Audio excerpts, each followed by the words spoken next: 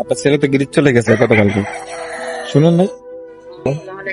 জি ওয়ালাইকুম সালাম। জি আলহামদুলিল্লাহ, ভালো আছে?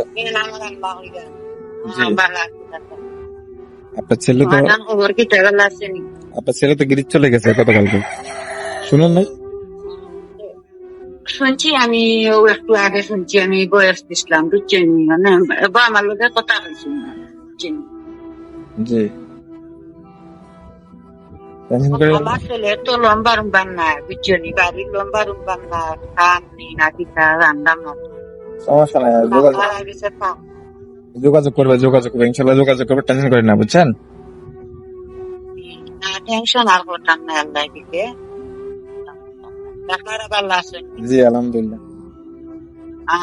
আপনার ওরে বাবা টেনশন আসলে আজকে আল্লাহকে মুক্ত করলাম, আমিও দোয়া করছি, বলছি তারাও বিপদী আমরাও বিপদী, আল্লাহ কি সমস্যা? সকলের আল্লাহ যাক আলহামদুলিল্লাহ, দোয়া করবেন আমার জন্য। আপনার ছেলেকে আলহামদুলিল্লাহ আমি আসছি, আল্লাহ দিলে ফাড়াই দিছি। আচ্ছা আচ্ছা দোয়া করবেন, আমারও ভাই গানে বাবা আসেন দেবো বুঝছেন। দোয়া করবেন।